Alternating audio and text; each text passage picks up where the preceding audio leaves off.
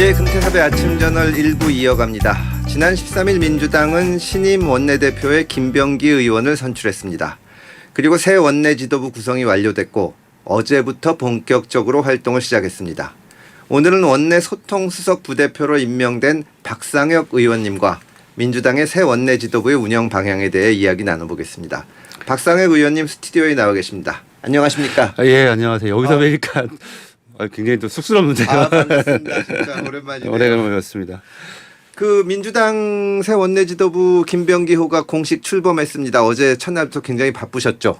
뭐 잘 아시는 것처럼 첫날 출범하게 되면 뭐 현충원에 가서 예. 참배도 드리고 국회의장 인사도 예방을 해서 여러 가지 뭐 말씀 듣고 또 저희들도 필요한 말씀도 올렸는데요.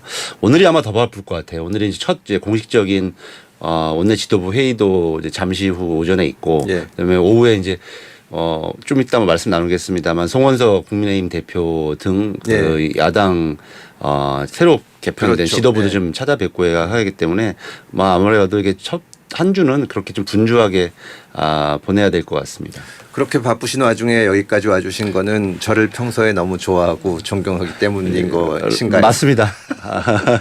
자, 그 지금 박상혁 의원님이 맡으신 원내 소통수석 부대표라는 직책이 이번에 신설됐죠. 어떤 직책입니까? 뭐 우리 금태섭 변호사님도 그 잘 아시지만 여당이 오히려 여러 가지 현안들에 있어서 이견들이 좀 많을 때가 굉장히 많잖아요. 예. 특히 김병기 신임 원내대표가 그런 부분에 있어서 여당에서 그 의원들이 다양한 의견들이 있는데 이게 원내에 전달할 때 생각보다 그 통로가 예. 좀 좁아가지고 제대로 된 소통이 안 되더라는 경험을 본인도 많이 했대요. 뭐 네. 같이 의정생활도 해보셔서 잘 아시지만 그런 아쉬움들이 컸고 오히려 야당일 때는 말씀 그대로 정말 좀 단결해가지고 비판만 그렇죠. 하면 좀 네. 오히려 단순하고 쉬운데 여당일 때 그런 현안들이 많아서 그런 부분들 관련돼서 의견들을 좀 소통하고 취합하는 것을 하나 꼭 저한테 부탁을 했었고 두 번째로 이제 언론과의 관계에 있어서도 조금 더 많이 역할을 해달라 그런 취지로 좀 소통 수석 부대표라는 직위를 만들어서 이번에 저한테 함께 일하자고 좀 제안을 하셨습니다. 여당 내 다양한 의견을 수렴하고 또 언론과의 소통도 하고 네, 당정의 여당이니까 긴밀한 소통이 필요하겠는데요. 이제 박상혁 소통수석께서는 직책을 맡기 전에도 이재명 정부와 민주당과의 관계에 대해서 수평적 수직적이 아니라 유기적 관계를 맺어야 한다고 말씀을 하셨습니다. 구체적으로 어떤 뜻입니까? 뭐 잘 아시지만 이 여당과 야당 관계, 여당과 이 대통령실의 관계 굉장히 사실은 쉽지 않잖아요. 네. 그러면 뭐 예전에도 보면 이게 뭐 수직적 관계냐 수평적 관계냐 뭐 언론에서는 규정을 하는데 금술 좋은 부부가 뭐 주도권이 어디 있냐 이런 거 따지지 않잖아요. 서로 이심전심하면서 함께 여러 가지 아이들도 키우고 가정을 잘 꾸리는 것처럼 저희들도 조금 뭐 어떤 주도권 이런 문제를 떠나서 서로 간에 유기적으로 배려하고 존중하는 데서부터 우리 국정 운영을 하는 게 맞지 않겠냐. 그래서 제가 뭐 그냥 이게 어떤 관계일까 생각하다 보니까 유기적 관계 이렇게 생각을 해봤는데 뭐 비유는 저는 금술 좋은 부부에 좀 비유하고 싶습니다. 김병기 원내대표는 새 지도부가 우선적으로 해결해야 하는 과제로 내란 종식 그리고 민생 회복을 꼽았습니다. 뭐 상법 개정안 얘기도 하시고요. 지금 원내 지도부는 이 과제들을 해결하기 위해서 어떤 계획을 갖고 계십니까? 기본적으로 저희들이 갖고 있는 입법 계획이 있습니다. 이 내란 종식 관련돼서 개헌법 관련된 부분들도 아직 손보지 못한 부분들이 충분히 여러 가지가 있거든요. 그래서 그런 일기 지도부에서부터 수립해 놓은 여러 가지 개혁 입법 과제들을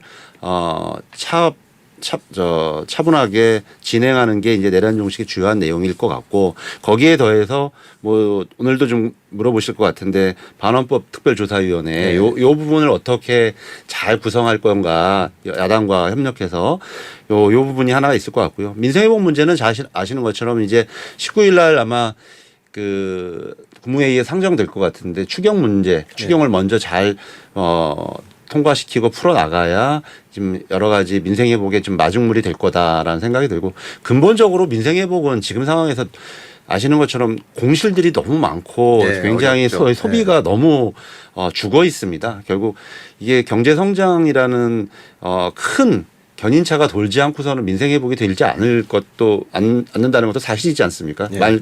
추경은 말 그대로 마중물이고요. 그래서 이런 장기적인 정부와의 협력 관계 속에서 추경부터 하고 그 후에 여러 가지 기업들이 조금 더 일을 할 수 있는 입법들을 좀 함께 하겠다. 이런 것들을 좀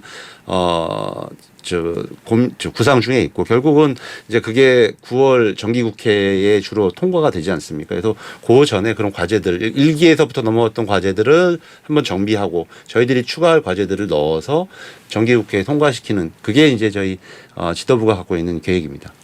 예, 반헌법 특별조사위원회 말씀을 잠깐 하셨는데요. 사실 이제 민주당이 여당이기도 하지만 의석이 굉장히 많지 않습니까? 그래서 어떻게 보면은 국민들 입장에서는 여당이 야당까지 좀 아우르면서 그런 역할을 다 해주기를 바라는데 이게 자칫하면은 균형이 안 맞을 수가 있으니까요. 근데 지금 야당은 특검에도 반발하고 있는데 이 특별조사위에도 당연히 반대하지 않겠습니까? 어떤 식으로 풀어나갈 생각이신가요? 그러니까 지난번 내란특 국조가 일정 정도 성과가 있었습니다. 그게 이제 탄핵으로 가는 데 있어서 여러 가지 예. 뭐 진실을 규명하는 데 도움이 됐다라는 게 당시 평가였고요. 그래서 이번에는 반헌법 특별조사위원회는 뭐 금태섭 변호사님 잘 알겠지만 특검이 뭐 법으로 처벌할 수 있는 저는 최소한으로 규정돼야 된다고 생각합니다. 그게 특검이 과거처럼 또 무한 확장하게 되면 생길 수 있는 또 걱정들이 그렇죠. 네. 많이 평소에도 하시지 않습니까? 근데 그것과는 별개로 여러 가지 지금도 다양한 제보들이 들어오는 사항들이 있습니다. 그 당시 12월 3일부터 6월 3일까지 있었던 너무 다양한 곳에서 벌어졌던 반헌법 행위들이 있었기 때문에 이런 부분에 대한 좀 추가적인 국회 차원의 좀 조사가 필요하다라는 생각이 들고 저는 오히려 국민의힘이 이제 뭐 어제 송원석 대표도 뭐 과거로 돌아갈 수는 없다 이런 취지로 얘기했는데 말 그대로 미래로 나아가려고 한다면 또 김용태 비대위원장이 얘기하는 것처럼 아니 심지어 다 끝난 탄핵도 그 탄핵 반대 당론도 무효하겠다라는 입장이라고 한다면 여기에서 충분히 좀 협력할 의지가 있지 않을까. 이게 무슨 야당을 공격하거나 하려는 것은 아니고 저희들도 그 당시 있었던 또 본인들도 문제가 있다고 생각했던 여러 행위들에 대한 조사를 저희들이 추진하는 거니까 한번 좀 야당 쪽에서도 더 대승적으로 좀 생각해 볼 필요 있지 않을까 생각해요. 좀 대화를 해보겠습니다. 예, 우리나라가 너무 많은 문제들을 형사사법 절차로 검찰에 맡겨서 풀고 하는데 국회에서 주도하는 이런 위원회가 좀 여야가 합의하에 잘 됐으면 좋겠습니다. 금 변호사님 또 평소 지론이시잖아요. 모든 게 이제 검찰로 가는 예. 정치의 사법화보다는 오히려 국회 차원에서의 논의가 더 풍성할 수도 있죠. 예. 이전 민주당 지도부에서는 소위 일각에서 이재명 방탄법이라고 불려온 형사소송법, 공직선거법 개정안을 비롯해서 대법관 증언법, 방송상법 3법 등 쟁점 법안들을 빠르게 처리할 계획이었는데 이재명 대통령이 나와 관련된 법안은 무리하지 않았으면 좋겠다 이런 언급을 하신 이후에 그 속도전에 들어갔다는 평가가 나온 민생법 입법을 먼저 처리하자 그런 속도전에 들어갔다는 평가가 나오는데 어떤가요?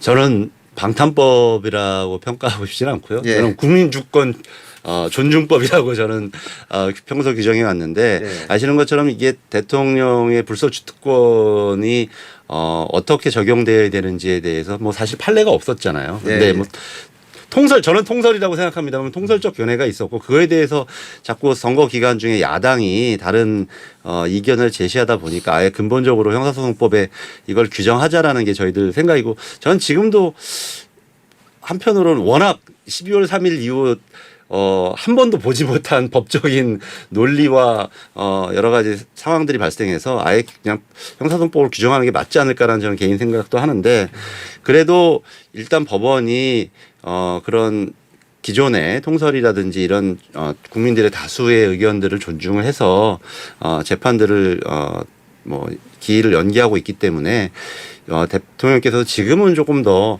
아마 여러 가지 민생 회복에 좀 전념하자는 취지시고 또 초반기일수록 특히 지금 상황이 생각보다 심각하다고 판단하시는 것 같아요. 아마 이제 들어가서 들어가 보니까 그런 부분에 있어서 조금 논란을 소지보다는 뭐 제가 직접 이 말씀을 듣거나 이걸 확인한 바는 없습니다만 제가 추측해 보건데 거기에 더 좀 전력 투구를 하자라는 것으로 저는 이해를 하고 있습니다.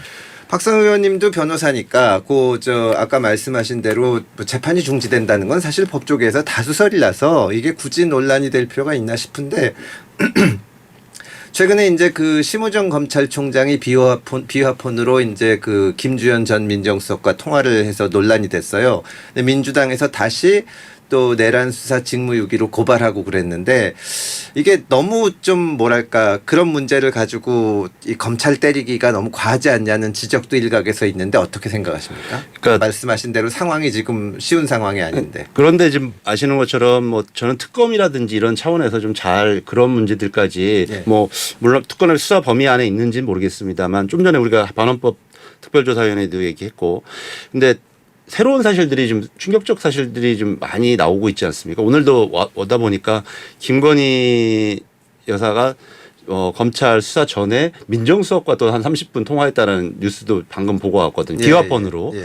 그런 거를 볼 때 이게 이 어떻게 보면 12월 3일 이후에 내란의 범주에는 들어가진 않지만 여러 가지 문제의 소지는 분명히 있거든요. 그리고 이게 또 처벌될 것인가의 문제도 조금 또 애매한 영역에 있기 때문에 이런 문제들에 대해서도 국민적으로 그동안 좀 여러 가지 왜 도이치모터스 수사가 제대로 되지 않느냐라든지 주가 역사 사건이 수사가 되지 않느냐라든지 검찰 조사가 왜 그렇게 뭐 그게 불법인 것은 아닙니다만 여러 가지 문제의 제기가 있었기 때문에 그런 부분에 대해서도 좀 국회 차원에서 계속 논의가 좀 있어야 될 거라고 생각합니다. 예, 국회에서 그런 지점도 그냥 넘어갈 수는 없겠지만 말씀하신 대로 지금 경제도 대단히 어렵고 국제관계도 복잡하니까 또 시급한 문제도 많이 신경을 써주시기를 바라겠습니다.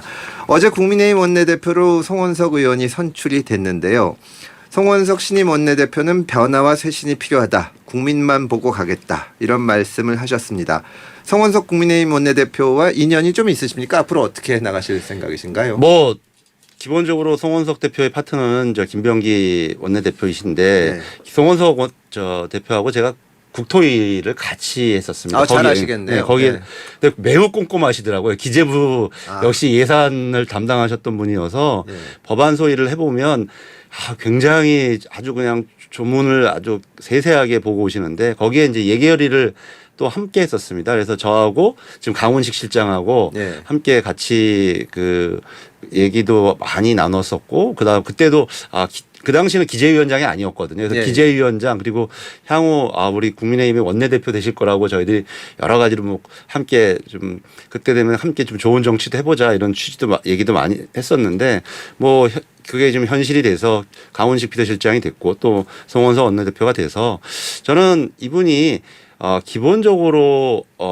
무슨 이념에 많이 이렇게 경도되거나 뭐 그런 스타일을 안신하는 거를 잘 알고 있어요. 네. 그리고 경격은 굉장히 꼼꼼하고 세세하기 때문에 그런 부분과 관련돼서 좀 건설적인 얘기들을 충분히 나눌 수 있는 뭐 기본적인 스타일이고 저도 그런 인간적인 신뢰관계가 있다라는 생각이 듭니다. 오늘 또 수석 대표를 어떻게 구성하실지 모르겠는데 앞으로 좀 좋은 대화를 좀 기대해 보겠습니다. 여야가 대화를 하려면은 좀 만나고 그래야 되는데 잘 아시는 것처럼 과거에는 여야 의원들이 TV 카메라 비출 때는 싸우다가도 또 끝나면 같이 밥도 먹고 뭐 소주도 한 잔씩 하고 했는데 몇 년 전서부터는 상대 쪽 의원들을 만나는 것 자체를 이제 좀 금기시되고 지지층들이 그거 알면 화도 내고 그렇거든요. 어떻게 좀 만남을 정례적으로 가지거나 그럴 계획은 있으신가요?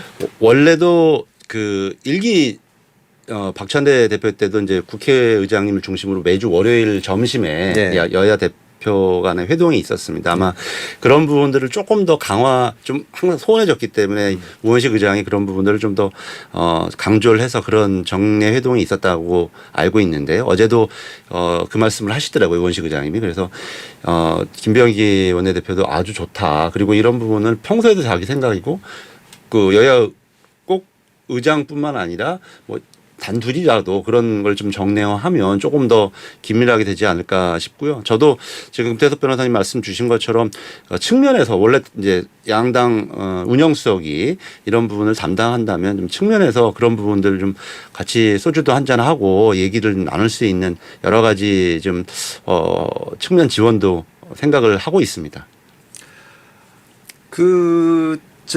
이제 그런가 하면은 또 여야 사이에 여러 가지 다툼도 계속 있을 겁니다. 뭐 이제 여러 가지 쟁점들이 있는데 민주당 김병기 원내대표가 우원식 국회의장 만나서 19일 본회의 개최를 요청했죠. 그 이유가 예산결산위원장과 법사위원장 선임을 해야 된다. 예산결산위원장은 일단 추경을 해야 되기 때문에, 그리고 법사위원장은 이제 공석이니까 국회 본회의 개최를 요청한 건데요.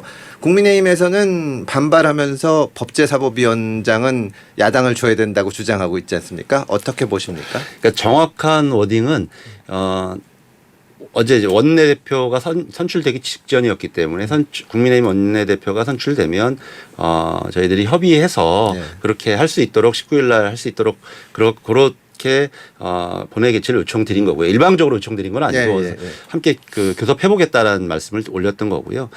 아시는 것처럼 지금 제일 중요한 게 추경 문제입니다. 근데 19일 날 아마 국무회의에서 의결을 하면 다음 주 초에 국회로 이제 통지가 국회로 송부해 올 것으로 저희들은 예상을 하고 있는데, 그럼 이걸 빨리 처리하려면 예결위원장이 있어야 되지 않습니까? 그래서 지금 저희들이 생각하는 것보다 굉장히 시급해서 빨리 좀 본회의를 열었으면 좋겠다라는 게 저희들의 기본적인 생각이고, 저는 오히려 법사위원장 가지고 뭐 법사위에 활동해봐서 아시지만 이거를 더 논란을 키우는 게 지금의 어떤 대화를 풀어가는데 오히려 좀 방해가 된다고 생각해요. 그냥 이미 1기 원내대표 때 협상한 대로 또 국회 규칙대로 그냥 2년간 하고, 그 이후의 문제는 또 내년도에 또 원래 원구성을 또 하지 않습니까? 그렇게 미루는 그쪽으로 할 수 있을 때 대화하는 게 맞지. 지금 시기도 아닌 것, 그리고 의제도 아닌 것을 가지고 얘기를 하게 되면 오히려 지금에 있는 아까 말했던 어려운 경제 위기라든지 민생 회복에 국회가 더 방해가 돼서는 안 된다고 생각합니다. 그러니까 지금 22대 국회가 1년 정도 지났으니까 2년 전반기까지는 그대로 민주당이 맡아서 가고, 후반기 시작할 때는 논의가 가능할까요, 그러면? 뭐 그때는 여러 가지 상임위 관련된 논의들을 하지 않습니까? 또 여당이 되고, 그래서 여러 가지 뭐 개인적인 생각입니다만 여당에서 기재위라든지 이런 걸 또 맡아야 된다는 의견들이 있지 않습니까? 보통 여당에서 많이 맡기 때문에 국방이라든지 그런 부분 관련돼서 여러 가지 논의가 있을 수 있으니 그때 가서 함께 논의하는 게 맞겠다는 생각이 듭니다. 지금 사실 계엄 직후라 좀 특별한 상황이고 여야가 워낙 균형이 안 맞아서 민주당이 사실은 여러 역할을 해야 되는 건 맞는데요. 과거에는 1당이 국회의장을 맡고 이제 2당이 법사위원장을 맡는 그런 전통이 있었죠. 하반기에는 한번 좀 논의해 볼 수가 있겠네요, 내년쯤에는. 뭐 그때는 또 다 열려 있으니까. 그리고 또 지금 말씀하신 게 항상 그렇지 않고 또 예외도 있었어요. 예외도 있었죠. 예, 옛날 또 박지원 대표님이 항상 얘기하시지 않습니까? 그런 예외도 있었고 했는데 결국은 그러니까 대화를 할 때의 의제는 그 시기에 맞아야 되는데 지금 또 다시 과거를 것을 가지고, 그리고 지금 상황에 여의치 않은 의제를 가지고 하게 되면 오히려 대화가 좀 안 풀려나가는 상황을 만들기보다는 때에 맞는 의제를 했으면 좋겠습니다. 국민들이 여야가 좀 맨날 싸우지만은 말고 또 때로는 협력도 해가면서 국가적인 과제를 해결했으면 좋겠다. 그런 희망들은 다들 갖고 계신 것 같아요. 근데 문재인 전 대통령 계실 때 제가 민주당 의원 하면서 청와대 가가지고 한번 대통령께 이렇게 여당 의원들 불러주셔서 감사하기는 한데 야당 의원들도 가끔 좀 만나서 밥이라도 드시고 그러시는 건 어떻겠냐. 지도부 말고 평의원이라도 그런 건의를 드린 기억이 나는데요. 이 신임 민주당 원내대표부도 그런 역할을 많이 노력을 하시겠지만 이재명 대통령께 그런 건의를 드리실 생각은 없나요? 야당 의원들도 좀 자유롭게 만나서 설명도 하고 말씀도 하고 하면은 좋지 않나요? 뭐 제가 공식적으로 확인한 바는 없습니다만 그런 생각은 아마 대통령께서도 뭐 평소에 가지고 계시지 않나. 네. 대화를 많이 하겠다라는 취지를 갖고 계셔서 아마 조금 이제 여러 가지 현안들, 급한 현안들이, 민생 현안들을 조금 풀고 나면 그리고 내각을 어느 정도 정비하고 나면 그럴 수 있는 계기와 조건들이 되겠다. 근데 물론 먼저는 또 지도부가 먼저이니까 그 야당 지도부하고 대화를 하고 또 필요에 따라서는 그럴 필요성도 저는 충분히 있다고 생각합니다. 예. 이재명 정부의 초대 국무총리로 지명된 김민석 국무총리 후보자를 향한 국민의힘의 공세가 연일 격화되고 있습니다. 또 더불어민주당은 이에 대해서 적반하장도 유분수다라고 강하게 반박하고 있습니다. 이 문제에 대해서 박상혁 소통수석께서는 국민의힘에 어떤 말씀을 해주시고 싶으신가요? 뭐 제가 하고 싶은 말이 적반하장들 분석하는 건데 사실 한덕수 총리를 그 당시에 지명했을 때 다 놀랬잖아요. 언제적 한덕수 총리를 다시 하느냐. 그리고 그분이 오랫동안 공직에서 떠나 있으면서 생긴 여러 가지 흠결들도 많이 저희들 알고 있었고 그 당시에 언론에 문제가 됐습니다. 이른바 거대 로펌의 고문료라고 하는 그게 잘 아시지만 이게 정말 이분이 열심히 일해서 받았을까라고 생각되는 그런 측면이었거든요. 그리고 뭐 다른 제보들도 있었습니다. 저한테도 온 제보도 있었는데 너무 또 과거의 것이고 그리고 확인이 조금 어려워서 그런 부분을 문제 삼지 않았던 것들도 여러 의원님들이 계시는데 그럼에도 불구하고 그 당시 이제 정부가 출범했으니까 좀 협력하자는 취지로 저희들이 거의 당론 수준으로 저희들이 추인을 했던 것으로 기억이 나요.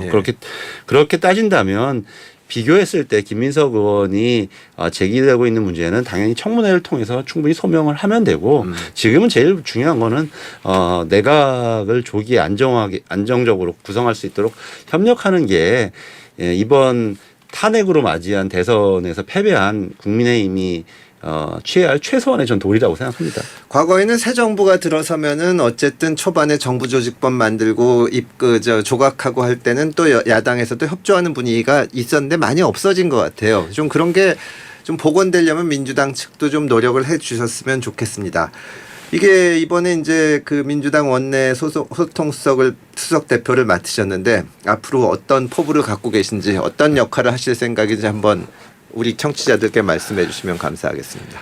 뭐 포부라기보다는 저는 축구에 좀 비유를 하고 싶은데 좋은 축구팀이 게임을 하려면 뭐 기본적으로 골을 넣어야 되는 뭐 스타 플레이어도 있고 앞에 공격수도 있어야 되지만 저는 개인적으로 보면 수비형 미드필더 뭐 이런 선수들이 굉장히 중요하다고 생각해요. 과거에 우리 월드컵 팀으로 치면 김남일 선수 같은 경우 뭐 조금 크게 튀지는 않지만 굳은 일도 좀 하고 또 여러 가지 험할 때는 또 험한 일도 하면서 활동할 수 있는 좀 그런 역할들이 의회에 더 필요하지 않을까라는 생각이 들고요. 앞으로 소통수석으로서 아까도 모두에 말씀드렸습니다만 얘기 많이 듣고 또 얘기 많이 전달하는 그런 역할을 하겠습니다.